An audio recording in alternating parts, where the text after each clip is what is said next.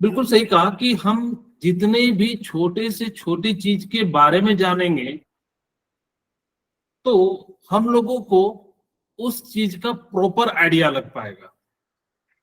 अब एक बच्चा कहेगा क्या सर हम लोग अगर जो छोटी चीज के बारे में नहीं जानेंगे तो क्या हमें किसी चीज का पता नहीं लगेगा। एक्चुअल में अगर आप उसके फंडामेंटल लेवल पे जाओगे तो आपको पता लगेगा कि उसके अंदर किस प्रकार से मॉलिक्यूल्स अरेंज है। अब देखो एक एग्जाम्पल के रूप में समझाने का प्रयास करता हूं। हाइड्रोजन और ऑक्सीजन से 3-4 टाइप के मॉलिक्यूल्स बनते हैं, जिसमें एक दो बना के दिखाता हूं। H2O, H2O। अब दोनों की प्रॉपर्टीज अलग अलग है। एक हाइड्रोजन वाटर है और एक हाइड्रोजन पेरोक्साइड है। अब जब दोनों की प्रॉपर्टीज डिफरेंट है, अब कहोगे सर दोनों हाइड्रोजन और ऑक्सीजन से बना है तो इसकी प्रॉपर्टीज भी सेम होनी चाहिए। कोई कहेगा कि नहीं कहेगा? Yes sir. क्यों इसकी प्रॉपर्टीज जो है डिफरेंट हो रही है? इन्हीं सब चीजों के बारे में हम लोग जानेंगे। आखिर कैसे एक हाइड्रोजन जो है वो किसी के साथ रहता है तो अलग प्रॉपर्टी शो करता है, किसी के साथ रहता है तो किसी और टाइप की प्रॉपर्टीज को शो करता है। इन्हीं सब चीजों के बारे में हम लोगों को बात करना है। कोई बच्चा पूछेगा कि सर मुझे ये बताओ कि हाइड्रोजन के साथ अगर जो ऑक्सीजन है तो उसका बॉन्ड अलग है, वही हाइड्रोजन अगर जो किसी मेटल के साथ है तो बॉन्ड अलग है, यानी कि वहां पे ज्यादा है। आखिर किस कारण से ऐसा हो रहा है? तो हम कहेंगे कि वहां पे बॉन्डिंग है। तो कहोगे सर किसके? हम ऊपर से तो देख के नहीं बता सकते ना, कि जैसे आप लोग पानी पीते हो तो उसमें दिखता है कि हाइड्रोजन और ऑक्सीजन के बीच कोवैलेंट बॉन्ड है? No sir. नहीं दिखता। No sir. तो हाँ, वेरी गुड। तो इसी कारण से आप लोगों को जितना छोटे लेवल पे आप पढ़ोगे आप उसके बारे में उतना अच्छे से जानोगे। अगर उतने अच्छे से जानोगे तो आप उनको सही जगह पे यूज कर पाओगे। अगर आप उसको सही तरीके से नहीं जानोगे तो हम लोग क्या करेंगे, उसके बारे में नहीं जान पाएंगे। तो आप लोगों के सिलेबस में 3 पार्टिकल के बारे में पढ़ना है। कौन कौन से पार्टिकल है? Fundamental particle. फंडामेंटल पार्टिकल का नाम जानते हो क्या क्या है? बोलिए। Electron, proton, neutron. Very good, आप लोग को तो बहुत आता है। Electron, proton and neutron. Neutron. Very good. आपके सिलेबस में यही 3 है। मैं एक क्वेश्चन पूछता हूँ, क्या जितने भी एटम बने हुए हैं सिर्फ इन्हीं 3 चीजों से बने हुए हैं? No sir. सर न्यूक्लियस भी होता है। न्यूक्लियस वो तो एक जगह है जहां पे हम लोग रखते हैं। मैं ये कह रहा हूँ कि जो फंडामेंटल पार्टिकल है क्या सिर्फ यही 3 है या और भी है? टोटल 12 फंडामेंटल पार्टिकल है, लेकिन आप हाँ, टोटल कितने फंडामेंटल पार्टिकल है? 12 है। आपको पढ़ने कितने हैं? 3 पढ़ने। क्योंकि सर इतना ज्यादा साइंस डेवलप हो गया है कि इसके अंदर भी निकाल रहे हैं। हाँ, इसके जो है टोटल जो है 12 है। क्योंकि सर एक दो का नाम बताइए। Iso neutrino, iso proton, quarks, boson, up quarks, down quarks, ये सभी के सभी क्या है? इनके और भी फंडामेंटल पार्टिकल है। तो कहोगे सर वो हमें कब पढ़ना है? जब आप हायर केमिस्ट्री पढ़ोगे तो वहां पे वो सारी चीजों के बारे में आपको बताया जाएगा। फिलहाल हमारे सिलेबस में इलेक्ट्रॉन, प्रोटॉन एंड न्यूट्रॉन है, तो इसी के बारे में हम लोग क्या करेंगे, बात करेंगे। ठीक है, ओके। अब ये तो समझ में आ गया कि सर ठीक है, ये जो है इलेक्ट्रॉन, प्रोटॉन और न्यूट्रॉन से बना हुआ है। मेरा एक बेसिक सा क्वेश्चन है कि सभी इलेक्ट्रॉन, प्रोटॉन और न्यूट्रॉन से ही बने जितने भी एलिमेंट है। ऐसा क्या चीज हो जाता है जिसके कारण से हाइड्रोजन अलग प्रॉपर्टी शो करता है, हीलियम अलग करता है, ऑक्सीजन अलग करता है, नाइट्रोजन अलग करता है?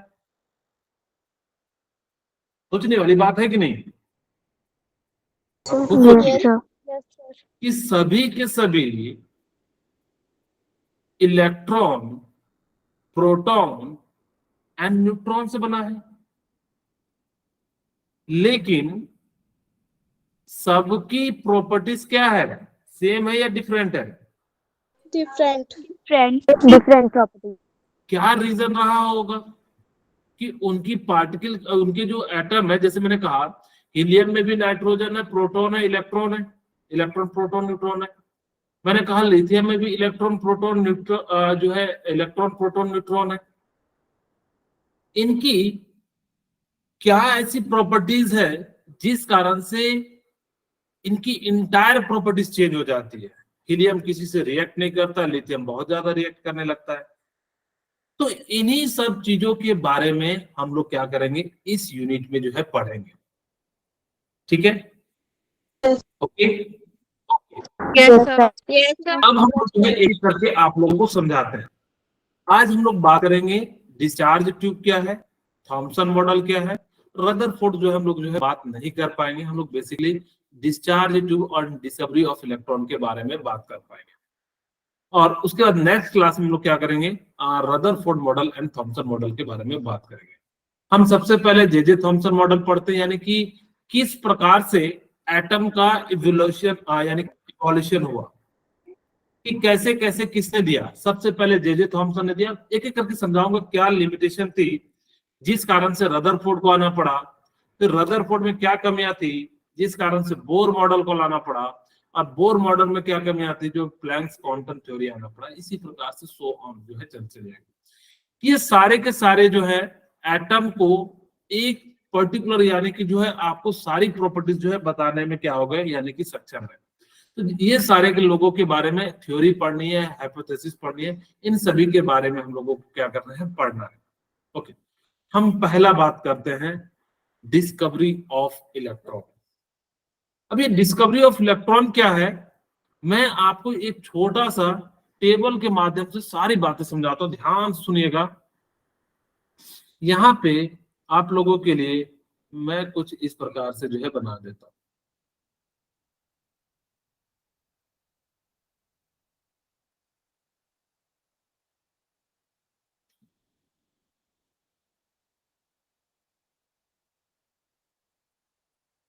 अच्छा, इससे पहले मैं एक बात बता देता हूं।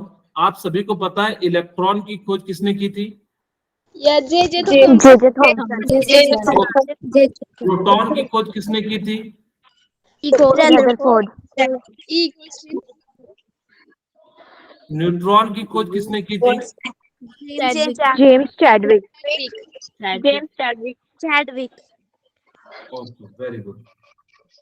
अब बार बार इसका यूज करूंगा, इसलिए आप इसको याद ही रख लीजिएगा कि जो इलेक्ट्रॉन की जो डिस्कवरी की थी वो किसने की थी? J Thomson.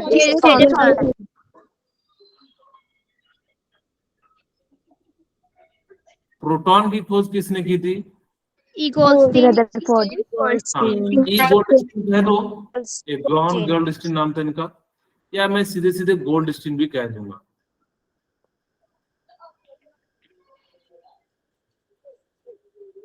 Third one James Chadwick. James Chadwick. Chadwick.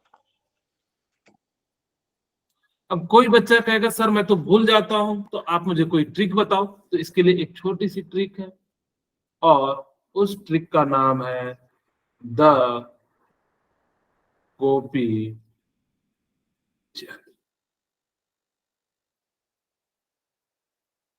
T H से क्या हो जाएगा? थॉमसन। और ई से क्या हो जाएगा? इलेक्ट्रॉन। इलेक्ट्रॉन। Very good. जी से यहाँ क्या हो जाएगा? Gold Stein. और पी से क्या हो जाएगा? प्रोटॉन। ऊपर कर देते हैं इसको।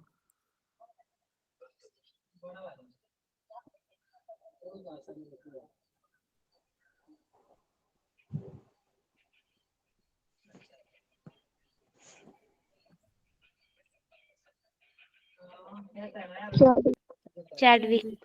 ठीक है, यहाँ पे एच नहीं, जेम्स। न्यूट्रॉन। और यहाँ एच से क्या हो जाएगा? न्यूट्रॉन। न्यूट्रॉन। न्यूट्रॉन। ये न्यूट्रॉन। छोटी सी ट्रिक है, आपके काम आएगी। किस प्रकार से आप लोग याद रख सकते हो, जिनको याद नहीं होता है तो वो इस प्रकार से क्या कर सकते हैं, इनका यूज कर सकते हैं। आप सभी को पता है गोपी चंद कौन थे? हमारे साइड में ना जो कहानियां सुनाया करते थे, घर में आते थे और वो क्या करते थे, कहानियां सुनाते थे, बदले में उनको हम लोग खाना देते थे। जब भी आते थे तो उनको हम लोग गोपी भगवान कहते थे, गोपी चंद कहते थे। हमारे साइड काफी ज्यादा फेमस है, तो उन्हीं के नाम पे ये है द गोपी चंद। ओके, अब हम बात करते हैं यहाँ पे आप सभी के लिए,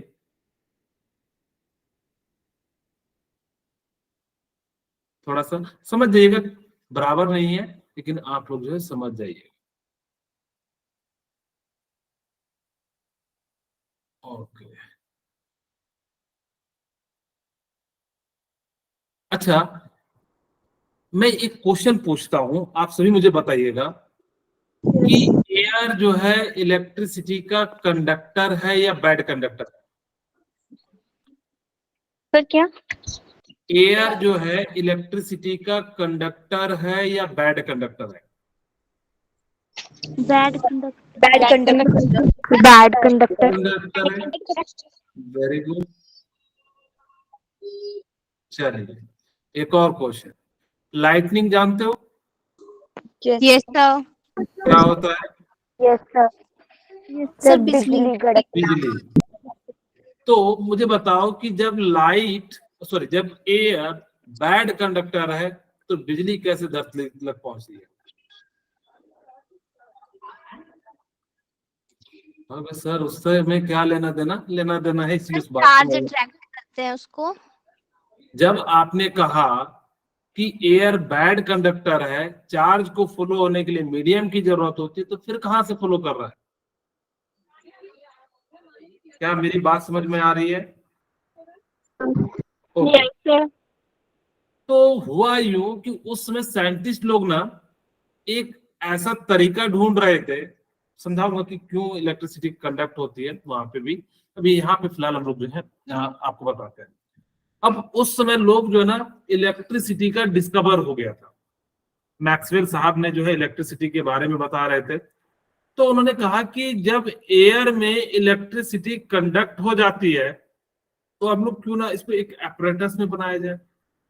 कहा वाह, बड़ा बढ़िया बात है। तो उन्होंने एक इस प्रकार से ट्यूब लिया और इस ट्यूब में इन्होंने यहां पे हाई वोल्टेज रख दिया।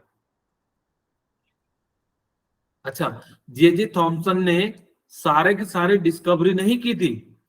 एक्चुअल में जे थॉमसन ने सभी साइंटिस्ट की बात को एक सिस्टमेटिक मैनर में अरेंज करके उन्होंने लिख दिया था, प्रेजेंट किया था। अब जैसे मान लो कि एक आदमी है, जैसे घर के समझाने के लिए अगर मैं कहूं कि सारा सामान जो है पापा लाते हैं घर में खाना बनाने के लिए, लाते हैं कि नहीं लाते, चावल गेहूं आटा जो भी है, लेकिन उनको सारे सिस्टमेटिक मैनर में बनाता कौन है? मम्मी बनाती है। इसीलिए क्या जो है पापा का खाना बनाने में कोई क्रेडिट रहता है क्या? नहीं रहता। सेम ऐसा ही हुआ कि डिफरेंट डिफरेंट साइंटिस्ट ने सबने अलग अलग बातें कही। इसने क्या करा कि सभी बातों को एक सिस्टमेटिक मैनर में कहा और इस कारण से इन्होंने जो है इलेक्ट्रॉन का डिस्कवरी हुआ और इन्हीं के नाम पे चले गया। अब हुआ ये कि जो निगेटिव पार्ट है उसको हमने क्या नाम दे दिया? कैथोड।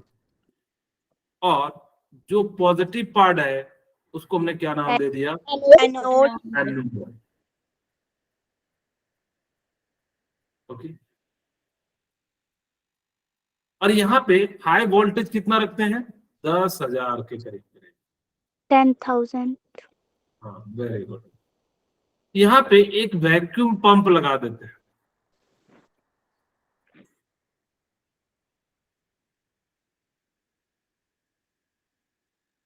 ठीक है, ओके।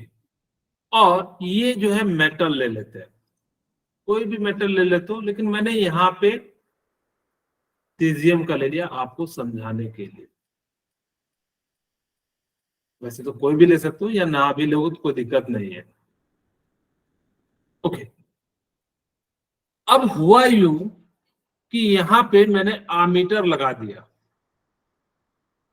अभी बस सिर्फ आपको मैं ओवरव्यू दे रहा हूं, अब इसके अंदर चलते हैं। ये एक एपरेटस है। अब हुआ यूं कि जब 10,000 वोल्टेज आपने अप्लाई किया तो कैथोड से कुछ रेज निकल रही थी। तो एक बच्चा मुझसे आके पूछा कि सर मुझे ये बताओ क्या रेज हमें दिखाई देती है? मैंने कहा नहीं।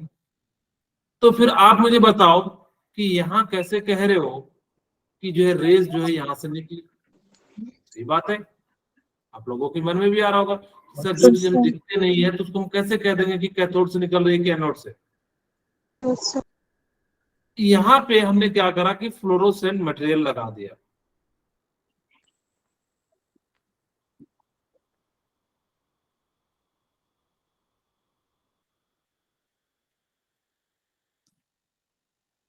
अब फ्लोरोसेंट मटेरियल क्या होता है?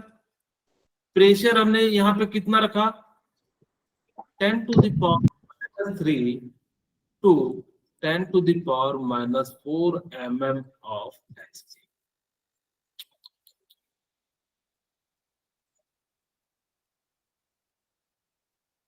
ध्यान से सुनना, देखना कितनी अभी मजेदार बातें आपको बताऊंगा, लॉजिक समझना।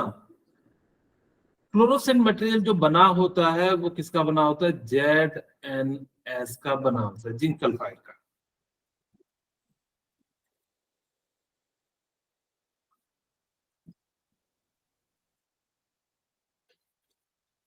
ओके, किसका बना होता है? जिंक सल्फाइड का जो है ये बना होता है।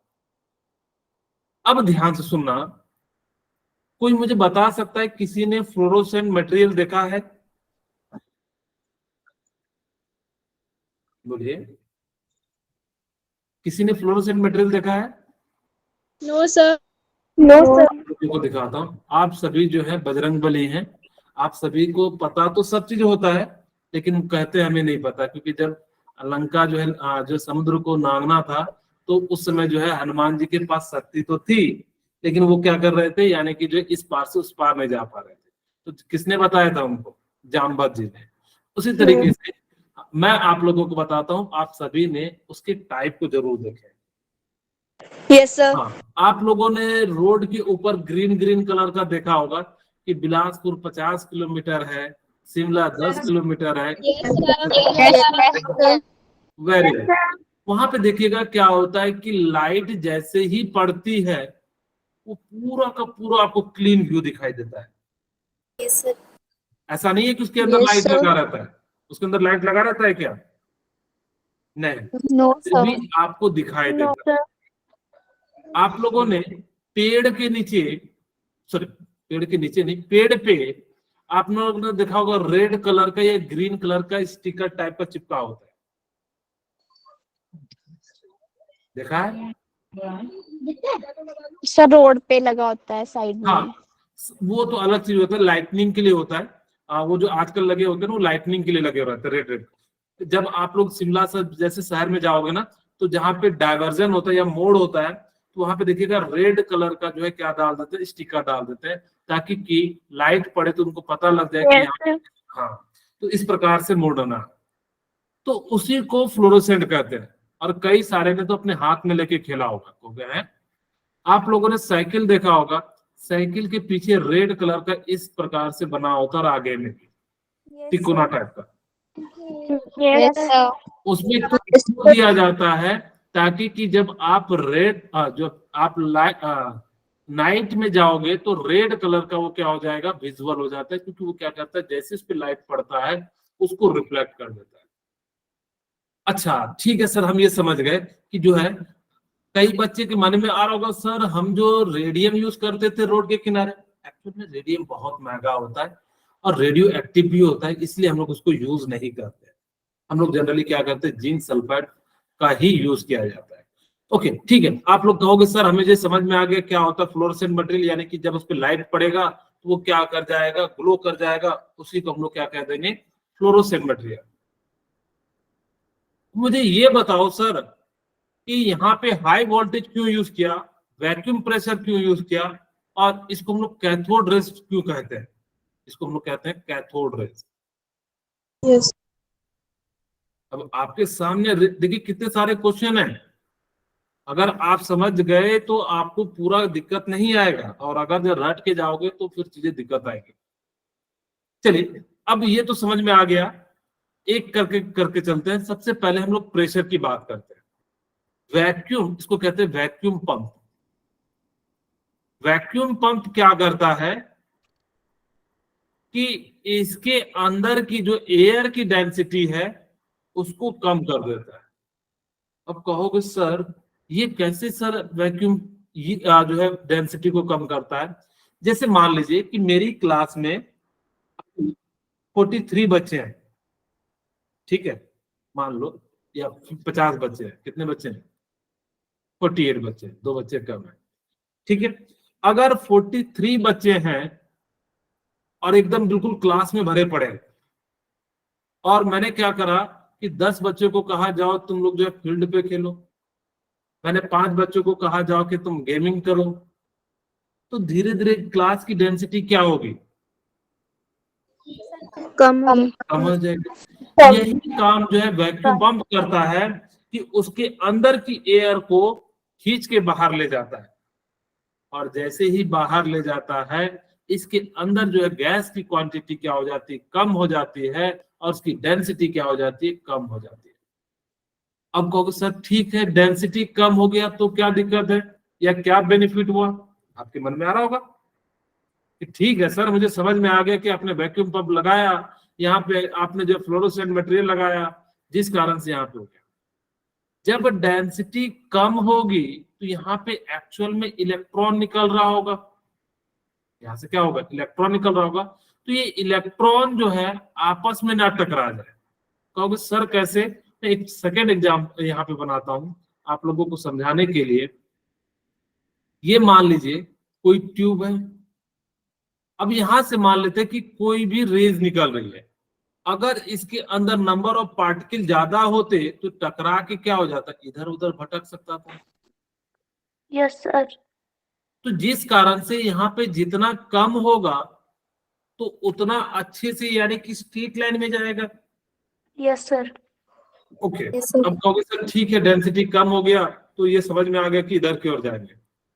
अब मुझे बताओ कि सर ये कैसे पता लगा? क्योंकि रेज तो दिखती ही नहीं है। आप लोगों ने देखा होगा कि दिन में कितनी सारी रेज आती है, क्या कोई रेज दिखती है? No sir. तो फिर कहोगे सर कैसे हमें पता लगा? हमने यहाँ पे फ्लोरोसेंट मटेरियल का यूज किया है। फ्लोरोसेंट मटेरियल की खासियत क्या होती है कि जैसे इस पे लाइट पड़ेगा तो ये क्या करने लगता है? Glow bright. कर। जैसे ही यहाँ पे लाइट पड़ा तो ये जो है ग्लो करने लगा। अब मैंने यहाँ पे आपको समझाने के लिए यहाँ पे ब्लू कलर का ग्लो करा दिया है। एक्चुअल में ग्रीन कलर का करता है, क्योंकि यहाँ पे हमने फ्लोरोसेंट ही ग्रीन कलर के बना दिया था, इसीलिए, और कोई लॉजिक नहीं है। ओके, अच्छा सर समझ गया कि यानी कि यहां से रेज निकल रही होगी, इस पे टकराया होगा। फ्लोरोसेंट मटेरियल का काम है कि लाइट पड़ता है, रेज पड़ता है तो वो जो चमक जाता है। मुझे ये बताइए सर, क्या जरूरी है कि वो कैथोड से ही निकल रहा होगा? हो सकता है एनोड से ही निकल के यहाँ आ रहा होगा। मेरी बात समझना, जरूरी थोड़े ना है कि ये यहीं से निकल रहा होगा। हो सकता है कि एनोड से निकल रहा होगा। उस समय तो साइंटिस्ट को पता नहीं था ना कि ये कहां से निकल रहा होगा। Yes sir. क्या मेरी Yes, बात समझने के प्रयास कर रहे हो? Yes sir. हाँ, मैंने कैसे कहा कि ये जो है सर कैथोड से ही निकल रहा होगा। इसके लिए आपको एक छोटा सा मैं बात समझाने का प्रयास करता हूँ। यहाँ पे अब एक बच्चा पूछ रहा होगा कि सर हाई वोल्टेज का क्यों यूज किए? हाई वोल्टेज का यूज करते हैं तो जिस कारण से इलेक्ट्रॉन इजेक्ट होगा, और जब इलेक्ट्रॉन इजेक्ट होगा कहोगे क्या सर कम वोल्टेज पे नहीं निकलेगा? नहीं, उसको जो है ना ज्यादा एनर्जी चाहिए इलेक्ट्रॉन को इजेक्ट करने के लिए। इस कारण से वो क्या हो जाता है, मैं आपको समझा रहा हूं कि कैसे पता लगा कि जो है यहां से निकल रहा है। फिलहाल हम लोग जो यहाँ पे बात कर रहे हैं कि हाई वोल्टेज क्या करता है कि उस जो मेटल इलेक्ट्रोड का यूज किया हो, ये बेसिकली क्या है? इलेक्ट्रोड है। और इस इलेक्ट्रोड से क्या होगा, यानी कि इलेक्ट्रॉन निकलेगा, और जैसे निकलेगा तो यानी कि किधर की ओर जाएगा, इधर की ओर जाएगा। ओके ठीक है, अब ये तो समझ में आ गया कि यहां से निकल रहा है। मुझे बताओ सर कैसे पता लगा, तो उसके लिए यहां ध्यान से सुनिएगा। कैसे पता लगा, वापस से हम लोग जो है बना देते हैं वैसा ही।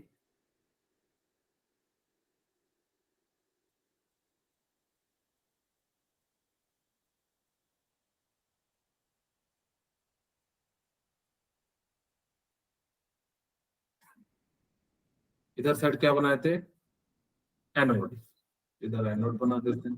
अच्छा बुक में उल्टा भी लिखा होगा, इधर साइड बड़े वाले को हम लोग पॉजिटिव लिखते हैं, ठीक है, जो बड़ा डंडा होता है उसको पॉजिटिव के रूप में रिप्रेजेंट करते हैं, और छोटे वाले को हम लोग क्या करते हैं, निगेटिव यानी कि कैथोड से लिखते हैं। ओके, अब मुझे पता करना था कि ये जो है ना कैथोड से निकल रही है कि एनोड से निकल रही है। मैंने कहा कि एक काम कीजिए, अच्छा एक्चुअली मैंने कहा नहीं, ये सब साइंटिस्ट ने किया है, तो ये नहीं कह देना कि सर आप ही ने किया था क्या क्लास के बाद या क्लास में, ठीक है। ओके, मैंने यहाँ पे क्या करा कि इस प्रकार से रेज जब पास हो रही होगी, मैंने यहाँ पे ऑब्स्टेकल रख दिया कुछ इस प्रकार से, थोड़ा सा पास कर देते हैं।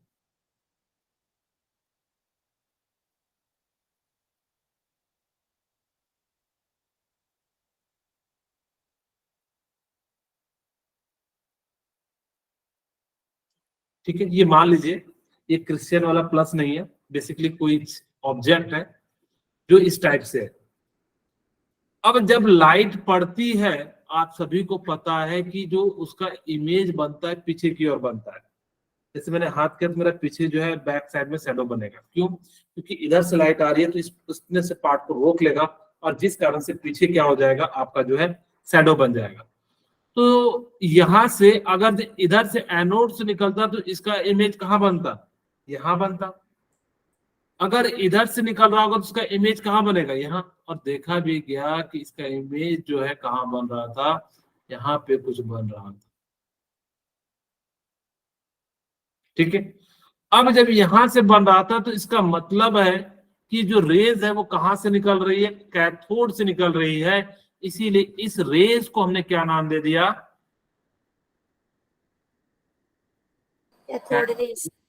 रेज नाम दे दिया। क्यों नाम दिया कैथोड रेज, समझ में आ गया। Yes sir. कैथोड से निकल रही थी, इसीलिए इसका नाम हमने क्या रख दिया, कैथोड रेज रख दिया। यहां तक तो मेरे ख्याल से क्लियर हो गया होगा। हमने 3 बातें कही कि एक तो हमने बताया कि कैथोड से निकलता है, यहाँ हाई वोल्टेज क्यों करते हैं, ताकि इलेक्ट्रॉन निकलता है। फ्लोरोसेंट मटेरियल का काम क्या होता है कि लाइट पड़ेगा तो यानी कि जो है वो चमकेगा। वैक्यूम पंप का क्या होता है, उसकी डेंसिटी को कम कर देता है। कितना हो जाता है, यानी कि 10⁻³ से लेकर 10⁴ mg प्रेशर हो जाता है। एक बच्चा मुझसे पूछा कि सर प्रेशर ज्यादा होता तो क्या होता। मैंने अभी जस्ट बताया कि प्रेशर ज्यादा होता तो नंबर ऑफ पार्टिकल ज्यादा होते, और नंबर ऑफ पार्टिकल ज्यादा होते तो वो आपस में ही टकरा के डायरेक्शन क्या कर जाता, चेंज कर जाता। ओके, एक बच्चा बोला कि सर मुझे ये बताओ, क्या जो रेज जो ट्रेवल करेंगी वो हमेशा स्ट्रेट लाइन में ही करेंगी क्या। Yes sir. ओके, आप लोगों के मन में भी आ रहा होगा कि सर क्या इधर उधर नहीं जा सकते। एक्चुअली क्या होता है कि ये इलेक्ट्रॉन यहां से शूट आउट होता है, क्योंकि बहुत ज्यादा वोल्टेज है, तो यहां से जब निकलता है ना पूरी एनर्जेटिक के साथ निकलता है, और जैसे ही एनर्जेटिक के साथ निकलता है तो क्या होगा, एकदम स्टेट में निकलेगा। अब कोई कहेगा सर जरूरी है कि स्टेट में निकले, तिरछा भी निकल सकता है। अगर इन केस वो इस डायरेक्शन में भी निकला, यहाँ पे इलेक्ट्रॉन पे चार्ज कैसा है, निगेटिव है, नेगेटिव।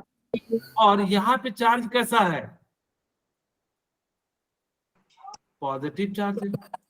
और आपको पता है पॉजिटिव क्या करेगा, निगेटिव वाले को खींचेगा, अट्रैक्ट और करेगा। जब नेगेटिव वाले को खींचेगा तो जिस कारण से आपका क्या हो जाएगा, इस डायरेक्शन में चलेगा।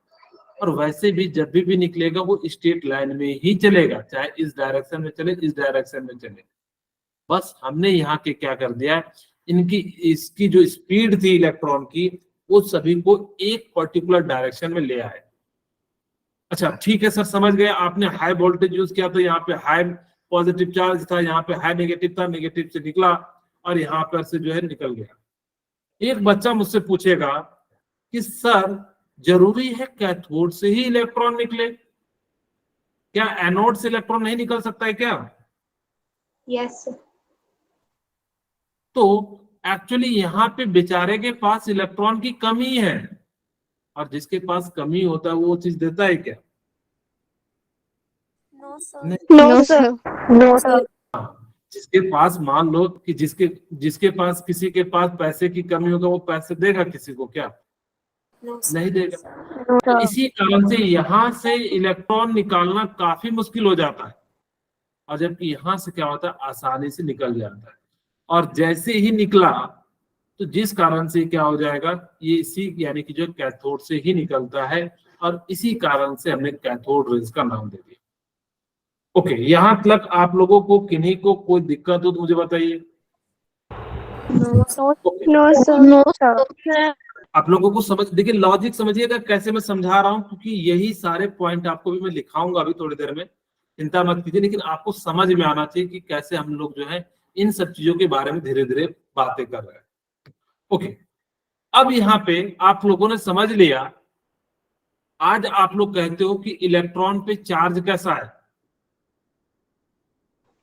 नेगेटिव। Negative charge. कहाँ होगा? कोई मुझे बताना चाहेंगे कि कैसे कहा होगा कि इलेक्ट्रॉन पे चार्ज नेगेटिव है?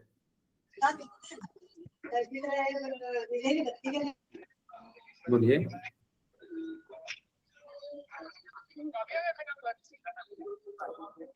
अब हुआ यूं होगा कि यहाँ पे हमने क्या कर दिया, बाहर से एक पॉजिटिव एंड नेगेटिव टर्मिनल को ले आए होंगे। Yes. यहाँ पे बना देता हूँ। हमने यहाँ पे क्या पहले बड़ा बनाया था, इधर छोटा, यही था ना डायरेक्शन? अच्छा उल्टा था, सही था। इसको हमने एनोड कहा था, इसको कैथोड कहा था। पूरा नहीं बना रहा हूँ, बस अपने समझाने के लिए आपको बना रहा हूँ। और यहाँ पे हाई वोल्टेज।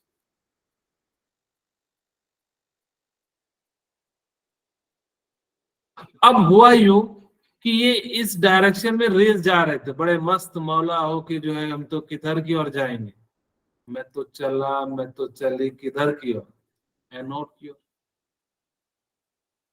ठीक है, अब जब ये एनोड की ओर जा रहा था तो हमने यहाँ पे क्या कर दिया कि एक पॉजिटिव एंड नेगेटिव इलेक्ट्रोड को ले आया। मान लो कि मैंने जो यहाँ पे पॉजिटिव रख दिया और यहाँ पे नेगेटिव रख दिया, ठीक है। और जब आपको पता है कि मैंने बताया कि इलेक्ट्रॉन है, यानी कि अगर इस पे चार्ज पॉजिटिव होगा तो किधर की ओर जाना पसंद करेगा? नेगेटिव की ओर। Negative. अगर इस पे चार्ज नेगेटिव होगा तो किधर की ओर जाएगा? Positive. पॉजिटिव। Very good. तो ये देखा गया इसका जो डायरेक्शन है वो इस प्रकार से चेंज हो गया। और जब ये इस प्रकार से चेंज हो गया तो जिस कारण से हमें पता लग गया इस पे चार्ज कैसा है, नेगेटिव चार्ज। नेगेटिव। कैसे पता लगा? सर क्योंकि ये पॉजिटिव चार्ज की तरफ अट्रैक्ट हुआ। वेरी गुड अंशिका, क्योंकि ये पॉजिटिव चार्ज की ओर अट्रैक्ट कर रहा है, क्योंकि opposite charge are attract to each other and same charge are repel to each other. अगर एक पॉजिटिव होगा एक निगेटिव होगा तो ही वहां पे क्या होगा, यानी कि जो है अट्रैक्शन लगेगा। इस कारण से यहां से हमें पता लगा कि कैथोड पे चार्ज कैसा होता है, कैथोड रेज पे नेगेटिव। नेगेटिव।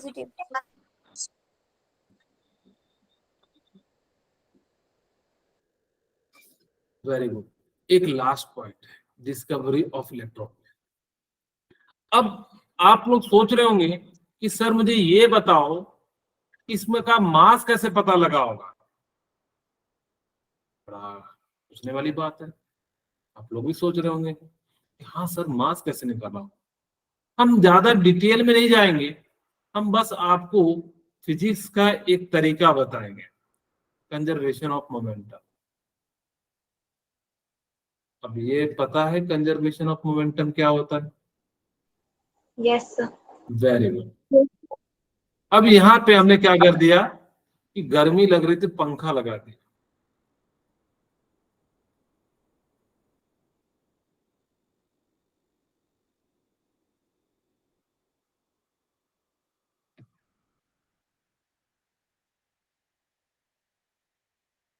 ठीक है, इधर साइड हमने बढ़ा लिया है तो बढ़ा ही ले। इसको हम लोगों ने क्या कह दिया? कैथोड। इसको हमने क्या कह दिया? एनोड। एनोड। अब इसमें हमने क्या लगा दिया? पंखा लगा दिया। अब इसको कोई फूल नहीं कहेगा।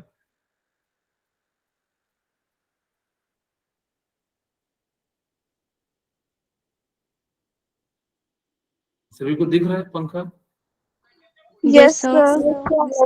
फूल लगने लगा, ये तो फूल लगने लगा। रुको, इसको मैं पंखा बनाता हूँ 3 कोना।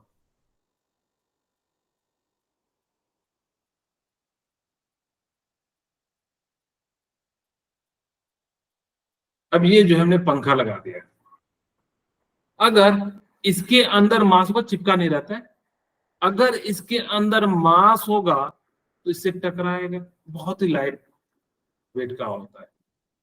ये क्या होता है? पैडल व्हील होता है।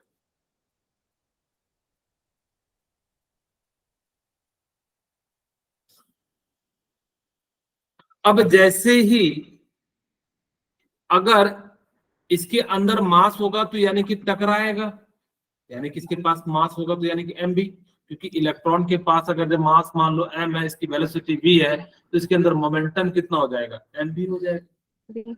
अगर इसके अंदर मास होगा तो इस पंखे को क्या करेगा? घुमा देगा। और अगर जब नहीं होगा तो क्या करेगा? यानी कि घुमाएगा नहीं। अब जब इसके अंदर यहां से चलाया गया तो पंखा क्या करने लगा? घूमने लगा। रोटेट। इसका मतलब क्या है कि उसके पास क्या है? मास मास है। है। इस प्रकार से हमने क्या कह दिया कि इस जो पार्टिकल है उनके पास क्या है? मास है। ये मैंने आप लोगों को डिस्कवरी ऑफ इलेक्ट्रॉन की सारी बातें बता दी। अगर किन्हीं को कोई पॉइंट ना समझ में आए तो पूछ लीजिए। अब एक एक करके आपको मैं पीपीटी से के बारे में बताता हूँ, पीपीटी में क्या क्या लिखा हुआ है। Cathode raise. अच्छा, यहाँ पे याद रखिएगा कि जे थॉमसन ने इलेक्ट्रॉन का नाम रखा नहीं था। किसने रखा था? जॉन स्टोनी ने इलेक्ट्रॉन को कहा था, मतलब इलेक्ट्रॉन का नाम रखा। आप इस बात को याद रखिएगा कि इलेक्ट्रॉन को किसने नाम दिया था? John stony. अब नाम पत्थर वाला, लेकिन आपको इलेक्ट्रॉन तो याद रखना पड़ेगा। ठीक है, आपको ये नहीं कहना कि सर इलेक्ट्रॉन का जो नाम पत्थर ने रखा था, तो दूसरा हंसने लगेगा। आप समझ जाओगे, लेकिन दुनिया क्या कहेगी? हंसने लगेगी। ठीक है, तो इसीलिए आप लोगों को क्या कहना है? John stony. ठीक है, आप याद रखने के लिए कह सकते हो स्टोन है तो स्टोनी कह दिए, तो इससे आपको क्या हो जाता है? याद रह जाएगा। ओके, इलेक्ट्रॉन की जो डिस्कवरी किसने की थी? J Thomson. इलेक्ट्रॉन का जो नाम रखा था वो किसने रखा था? John stony. जेम्स कोई टोनी। पत्थर नहीं कह देना। ठीक है, मुझे लगा कि कोई जो उधर से मारेगा मेरे को पत्थर। हाँ देखो, कह भी दिया। ठीक है, ओके। तो यहाँ पे इस प्रकार से हमारे पास क्या हो जाएगा कि जो है जॉन स्टोनी ने जो है क्या किया था? इलेक्ट्रॉन का जो है नाम रखा था फंडामेंटल पार्टिकल, यानी कि इलेक्ट्रॉन।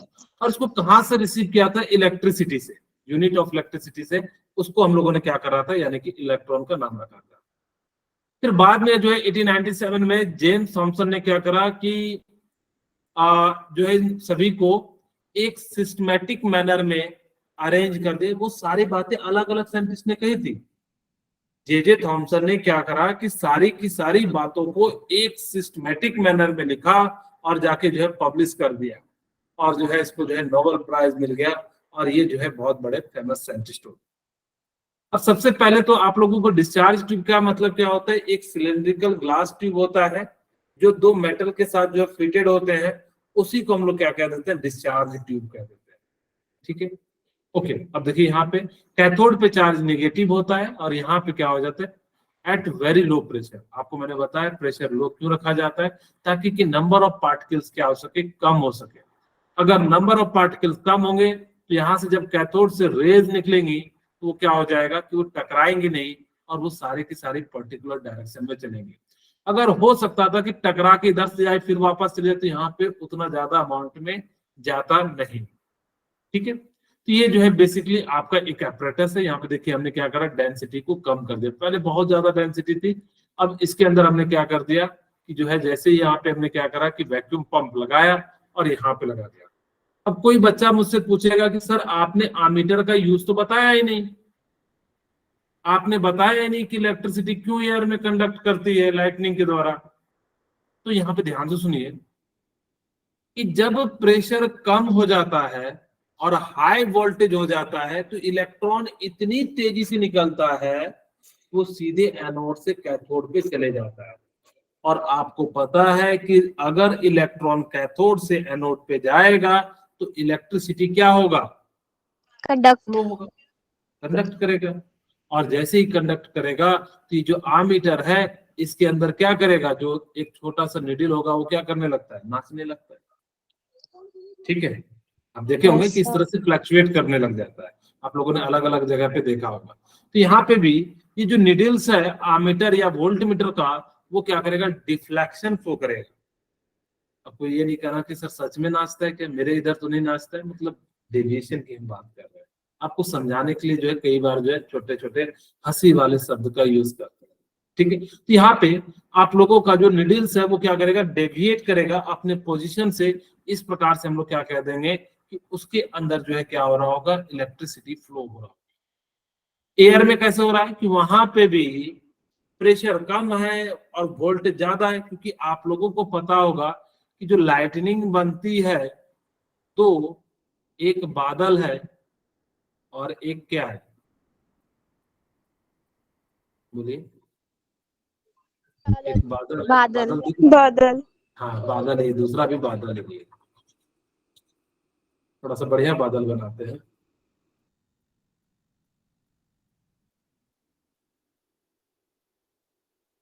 खराब बन गया ये तो, अमीबा बन गया। चलो ऐसा ही सही है। ठीक है, मान लो ये बादल है, ये बादल है तो ये नहीं कहना कि बादल ही होगी। यहाँ पे एक पे नेगेटिव चार्ज है, एक पे नेगेटिव चार्ज है और दूसरे पे क्या है, पॉजिटिव चार्ज है। और जब ये दोनों आपस में टकराते हैं तो यहाँ पे क्या होता है, एक स्पार्क जनरेट होता है। बेसिकली वो भी चार्ज ही होता है, वो स्पार्क जनरेट होता है, और वही स्पार्क जो है क्या होता है, यानी कि जो है नीचे की ओर आता है, और उसी को हम लोग क्या कह देते हैं, लाइटनिंग कह देते हैं। अब जब लाइटनिंग होता है, जब वो बहुत ज्यादा चार्ज डिफरेंस होने के कारण वहां पे क्या होता है, यानी कि एयर का प्रेशर उसको जो है रोक नहीं पाता है, और इस कारण से क्या हो जाता है, इलेक्ट्रिसिटी फ्लो हो जाती है। आप लोगों को पता होगा कि जब लाइटनिंग गिरता है तो किसी के घर में पूरा होल कर देता है। सोचो कितना ज्यादा पावर होगा, इतनी दूर से आता है। किसी पेड़ पे अगर जब गिर जाता है तो पूरा पेड़ को जला देता है। जलाता है कि नहीं जलाता है? यस सर यस तो सोचिए कितना ज्यादा पावरफुल होगा। अब कोई ये नहीं कहना सर कि आदमी पे गिरेगा तो जलेगा या बचेगा, वो डिपेंड करता है कि उसके पास अर्थिंग के क्या चांसेस है। इसीलिए आजकल जो जितने भी नए घर होते हैं वहां पे जो है क्या बनाया जाता है, ये बनाया जाता है, अर्थिंग जो है लगाया जाता है, ताकि कि जो है लाइटनिंग से हम प्रिवेंट कर सके। अब हम बात करते हैं ऑब्जर्वेशन। क्या क्या आपने सीखा, reading of electric current was observe, यानी कि जो आपने अमीटर लगाया था उसमें क्या दिखा, डिफ्लेक्शन दिखा, कि पहले कितना था अब कितना था। तो उसका डिफ्लेक्शन देख के हम बता सकते हैं कि इसके अंदर जो है क्या हो रहा होगा, इलेक्ट्रिसिटी फ्लो हो रहा है, और आपको मैंने रीजन भी बता दिया। Anode in of tube shows as a greenish glow. जो एनोड साइड था वहां पे वो कैसा शो कर रहा था, ग्रीनिश कलर का शो कर रहा था। कहाँ पे मैंने बनाया था, यहाँ पे जो है मैंने बताया था कि जो एनोड होगा वो कैसा शो कर रहा होगा, ग्रीन कलर का जो है यहाँ पे क्या कर रहा होगा, शो कर रहा होगा। ठीक है, कहाँ हम लोग होंगे, यहाँ पे। ठीक है, यहाँ तो ये समझ जाना कि वो ग्रीन। अब एक बच्चा मेरे से पूछा सर ग्रीन ही क्यों शो कर रहा है, कोई आप लोगों के मन में भी है या नहीं है? Yes, sir. उसके अंदर जो सब्सटेंस Yes, sir. भरा हुआ रहता है उस पर डिपेंड करता है। यहाँ पे एक बात याद रखिएगा कि जो कैथोड रेज होते हैं ना, it it dependent upon the nature of electrode and nature of gas. Generally वैसे तो दिखता नहीं है, लेकिन आपको अगर जो ग्रीन कलर का है वहां पे आपने जिंक सल्फाइड यूज किया है तो वहां पे फ्लोरोसेंट मटेरियल का जो यूज करते हैं। लेकिन आजकल के जो नए नए टेक्निक है उसमें आपको रेज दिख जाता है, जैसे लेजर लाइट जलती है तो वैसे ही उसमें भी दिख जाता है, तो उसमें गैस के कारण जो है डिपेंड करता है। बट सबसे इंपॉर्टेंट बात जहां से क्वेश्चन पूछा गया कि cathode rays are independent of nature of electrode and nature of gas. Okay sir, nature of gas का मतलब क्या है, जो उस ट्यूब में गैस भरा हुआ रहता है उस पे वो डिपेंड नहीं करती है, जबकि प्रोटॉन जो है वो क्या करेगा, डिपेंड करेगा। Okay, cathode rays are move from cathode to anode, यानी कि कैथोड से क्या होगा, ये निकलेगा और किस डायरेक्शन में जाएगा, इस डायरेक्शन में जाएगा, और इस प्रकार से ये क्या होंगे, यहाँ पे फ्लोरोसेंट मटेरियल लगा रहता है और जैसे ही पड़ेगा तो क्या कर जाता है, ग्लो कर जाता है। ओके, मैं सारे पॉइंट लिखा दूंगा, चिंता मत कीजिए। Cathode rays are travel in straight line with high velocity. मैंने बताया क्योंकि यहाँ से इलेक्ट्रॉन इजेक्ट होता है तो कितनी तेजी से निकलता है, और दूसरी और क्या है, यहाँ पे क्या है आपका जो है पॉजिटिव चार्ज वो खींचता है, इस कारण से क्या हो जाता है, पूरा का पूरा जो है इधर चले जाता है। लेकिन याद रखना कि अगर आपने electric field and magnetic field use किया तो जो है वो क्या हो जाएगा, यानी कि डेविएट हो जाएगा। तो यहीं पे आप लोगों को एक जो है ना छोटा सा यहाँ पे ऐसे, चलिए हमारे पास एक डायग्राम है उसी में समझा देते हैं। Cathode rays are more efficiently absorb with the help of fluorescent and phosphorescent material, यानी कि जो है इन मटेरियल का यूज करके आप रेज के बारे में पता कर सकते हो कि किस डायरेक्शन में निकल रहा है। Cathode rays rotate the light paddle wheel placed in their path, यानी कि वो क्या करता है, लाइट जो होता है यानी कि जो पैडल होते हैं या पैडल व्हील होते हैं उसको रोटेट कर देते हैं, क्योंकि उसके पास मोमेंटम होता है और उस मोमेंटम को जाके टकराता है पैडल व्हील पे और आपको जो है यानी कि शो कर जाता है। तो यहाँ से हमें पता लग जाता है कि उसके पास क्या है, मास एंड क्या है, वेलोसिटी है। Cathode rays are produced from cathode and ionization of gases molecules. मैं यहाँ पे से पहले एक छोटा सा बात बताना चाहता हूं। ये मान लीजिए क्या है, बोलिए, कैथोड ट्यूब है, समझ में तो आ रहा है ना? Yes, sir. Okay, Yes, sir. Very good, Yes, sir. Very good. अब यहाँ पे एक वर्ड आया था, मैग्नेटिक फील्ड।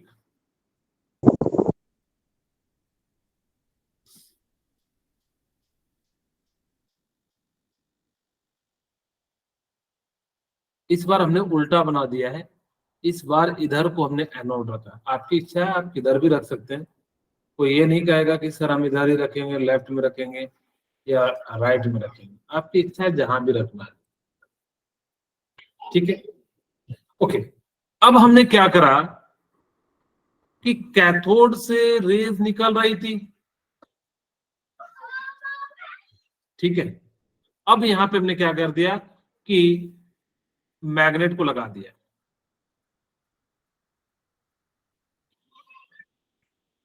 मैग्नेट जो होता है ना वो यू टाइप का, दो सिलेंडर के बीच में है।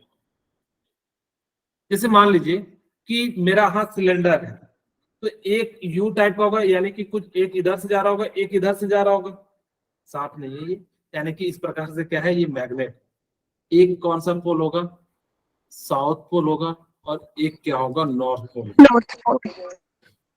ये सभी को पता है, यानी कि क्या है, north pole and south pole. अब ये जो रेज है ना, तो यानी कि कुछ इस प्रकार से होगा, एक इधर साइड होगा, एक अपोजिट साइड होगा। ये देखा गया कि नॉर्थ की ओर जो है क्या हो गया, बैंड हो गया हल्का सा। ऐसा नहीं कि इतना ज्यादा मैं डेविएशन दिखा रहा हूँ, उतना ज्यादा होता नहीं है, लेकिन मैं बस समझाने के लिए, क्योंकि छोटा डेविएशन दिखाऊंगा तो आप लोगों को बाद में दिक्कत हो जाएगा। इसीलिए ये सारा का सारा किधर की ओर चले जाता है, नॉर्थ पोल की ओर चले जाता है। अब कई बच्चे होंगे, सर ये नॉर्थ पोल की ओर क्यों घूम रहे हैं? क्योंकि आप सभी को पता है, जब इलेक्ट्रिसिटी फ्लो होती है तो उसके अंदर क्या क्या बनता है, मैग्नेट में जो है साउथ और नॉर्थ, मैग्नेट का प्रॉपर्टी शो करता है। और जब वो मैग्नेटिक प्रॉपर्टी शो करता है तो उसके अंदर क्या बनेगा, साउथ एंड नॉर्थ पोल। और अगर से साउथ एंड नॉर्थ पोल बनेगा, जिस कारण से वो क्या करता है, नॉर्थ पोल यहाँ जो साउथ पोल बन रहा होगा, तभी वो क्या कर रहा होगा, नॉर्थ पोल को अट्रैक्ट कर रहा होगा। इस कारण से यहाँ पे क्या कर जाता है, नॉर्थ पोल की ओर जो है बैंड कर जाता है। अब कहोगे sir ionization of gaseous molecules क्या है? ये तो आप समझ गए कि कैथोड क्या होता है, cathode raise produce from cathode, इसलिए इसको हमने नाम दे दिया कैथोड रेज। अब एक नया वर्ड आया, आयनाइजेशन एनर्जी। मैं यही लिख देता हूं, the amount of energy, the amount of energy. आप सभी को विजुअल है ना? Yes, sir. Yes, sir. Required to remove a electron from the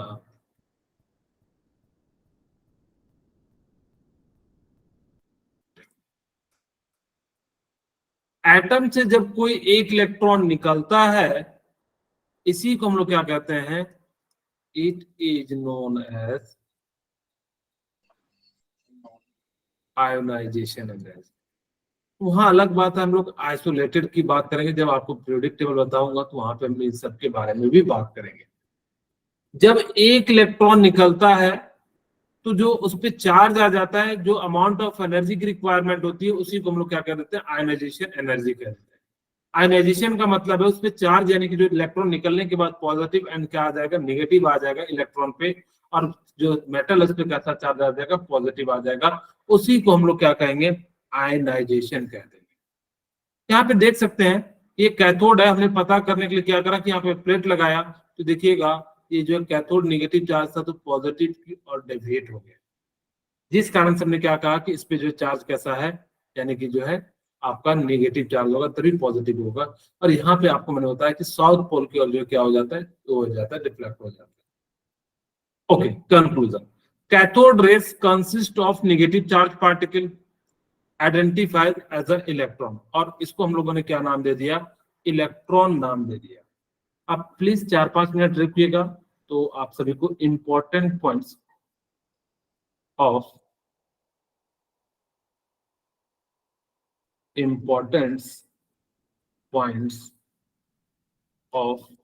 cathode rays आप सभी बताइएगा। कैथोड रेज कैसे ट्रेवल करता है, स्ट्रेट लाइन में? Straight line. Yes, sir. Cathode rays are travels in straight line in the absence of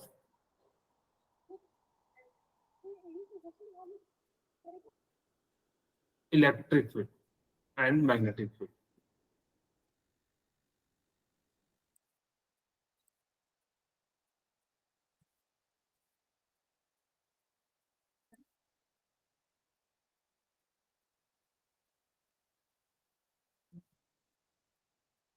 ठीक है, दूसरा, it initiate from the cathode, so it is known as cathode rays। Cathode rays के पास कौन सा charge होता है? Negative. Negative. Very good। Negative. cathode rays have negative charge. Fourth point, it does not depend upon the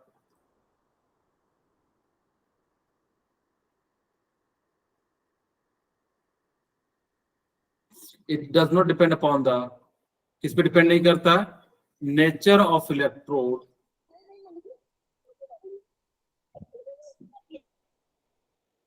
and nature of gas.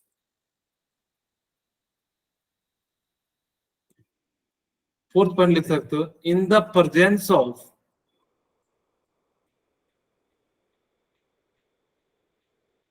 Magnetic field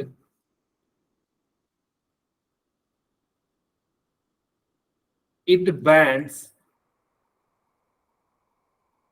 towards the North. very good North. north.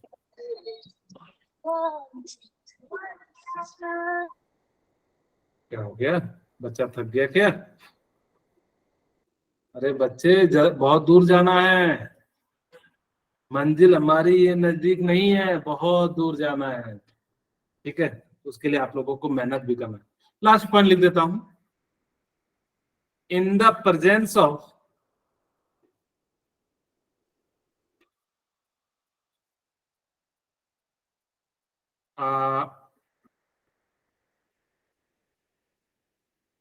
Electrode bracket में negative and in the presence of charge it bends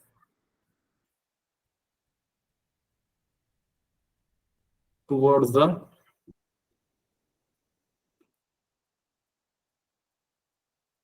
किधर हो जाएगा,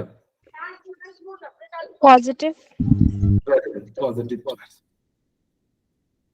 ठीक है, तो आपसे अगर जब कुछ पॉइंट लिखने के लिए कहा जाए तो आप क्या कर सकते हो, इन सभी पॉइंट को लिख सकते हो। लास्ट एक छोटी सी बात है कि जे थॉमसन ने चार्ज और जो है यानी कि मास रेशियो निकाला था, जिसको E/m कहते हैं, याद रखना E/m। इसका मतलब है ऊपर में उन्होंने क्या रखा, चार्ज। E का मतलब क्या हो जाता है, चार्ज। रेशियो जो निकाला था इन्होंने, इसको हम लोग कहते हैं चार्ज, और नीचे जो है क्या रखते हैं, मास। जो इसकी वैल्यू आई थी वो 1.7 इंटू 10⁻11। आपको याद रखना है कि चार्ज जो होता है 1.6 इंटू 10⁻⁻19 कूलम। मास की वैल्यू कितनी होती है, 9.1 इंटू 10⁻⁻27 kg। ठीक है, और अगर जो ग्राम में कहोगे तो यानी कि कितना हो जाएगा, 30 हो जाएगा। ठीक है, तो इस प्रकार जो है इस प्रकार से जो है 9.1 इंटू 10⁻⁻27 kg हो जाएगा। आज की क्लास यहीं पर रखते हैं।